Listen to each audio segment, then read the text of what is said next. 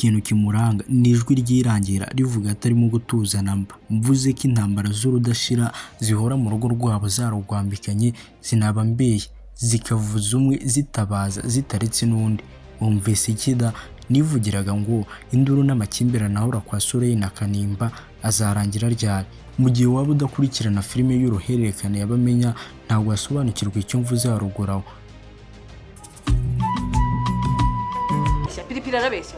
Umwana rya. Umwana mukuye wirirwa uzitera hanze. Nukuvuga ngo ngewe ngeze urifungisha. Niyo mpamvu usigaye ubyara hanze. Wari uko bitazamenyekana se? Sore ntawe. Ese Soleil w'isasu muri bamenya waba umuzi, nawe se Kanimba wambarira ikamba mu kurongora abagore benshi akababaza uwisezerano yasezeranije kuzakunda ibihe byose ari wo Soleil. Uyu Kanimba uramuzi? Cyukomera kandi usubize umutima mu gitereko twakugereyeyo tukubwire ibyo utari ubaziho. Gusa video ngufi twaguteguriye tugiye kugaruka ku mukinnyi wa filime witwa Soleil n'Ukanimba n'abandi tuzabavugaho ikindi gihe.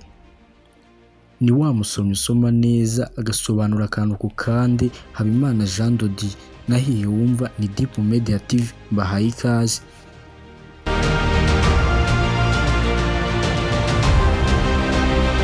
Mbere yuko tumuvugaho gato reka mbanze mbibutse uko Soleil tumufata muri filime y'abamenye.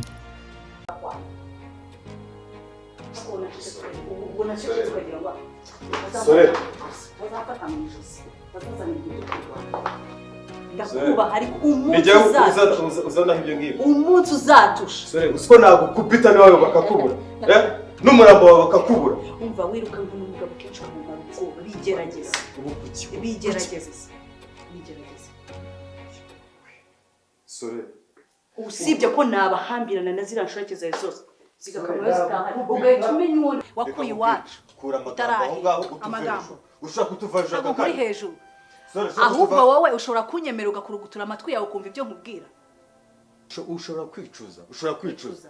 Tuve hejuru. Ahubwo nibona ntarani ngayo nguko ngaho ntiza amatwi gato kandi unyemerere unyumvire ibagirwa gato kuri Soleil maze mbabwire kundi muntu mushya mutari muzi. Nta wundi ni uwitwa Delphine. Ese uyu Delphine yaba afitanye isano na Soleil muzi?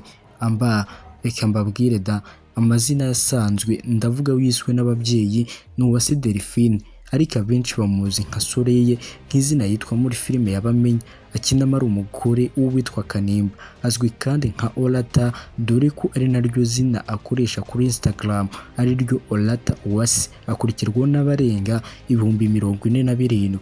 Atuye mu mujyi wa Kigali mu karere ka Kicukiro, ariko akaba akomoka mu ntara y'Iburasirazuba mu karere ka Rwamagana. Ikintu gitangaje utaruzi kuri we ni impano ndetse n'ubushobozi afite byo gukina umukino njyarugamba uzwi nka karate. Uwase amaze imyaka irenga 17 akina umukino wa karate. Yatangiye gukina mu mwaka wa 2007 akaba afitemo sentire y'umukara. Uwase ni n'umukinnyi wa filime abigize umwuga, umucuruzi wanabyize muri kaminuza, umusportifu mu gukina unabirambyemo rwose karate. Nkuko nabibabwiye anafite umukandara w'umukara muri karate. Mbere yo kwirondorera muri sinema yakoze n'umwuga w'itangazamakuru ku gitangazamakuru kizwi kandi gikomeye kizwi nka Flash TV. Iyo umusabye kwibwira abatamuzi mu ijwi rituje ritarimo amatiku agira ati Delphine ndi umunyarwandakazi ukora ibijyanye na sales and marketing, nkaba ndi single cyangwa se ingaragu, nkaba mfite bachelor's degree muri Kamashi cyangwa se impamyabumenyi y'icyiciro cya kabiri cya kaminuza mu bucuruzi. Cyukomera rero mbacire ku mayange mbacururire neza ku kantu nababwiye haruguru gato kerekeye n'umukandara w'umukara yahawe. Utabyumva ko ari akantu gato, ahubwo uyu muntu wagakwiye kuba umutinya kuko aratinyitse ku rwego rwo hejuru. Bisubiremo gato, n'uzajya wumva umuntu runaka afite umukandara w'umukara muri karate ujye umutinya kandi umwubaha umugendere kure. Wakibaza impamvu yamuteye kujya mu mikino njyarugamba by'umwihariko akirondorera muri karate. Yaragize ati impamvu nahisemo gukina iyi mikino, nakuze nkunda umukinnyi wa filime witwa Cynthia Rothrock.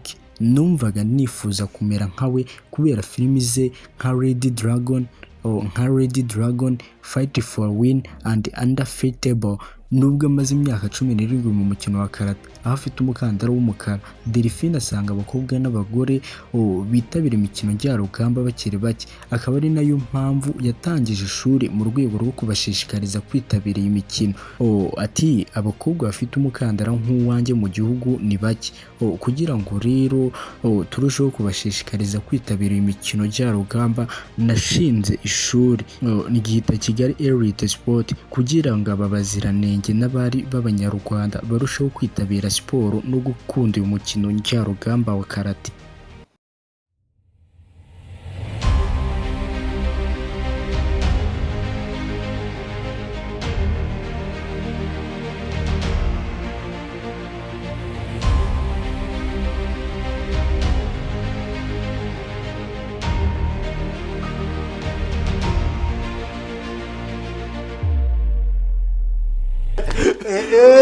amafaranga yose ndayishyuye ubu nta deni isigaranye. usibye ayanjye ubu nta deni isigaranye hato naza arapfuye.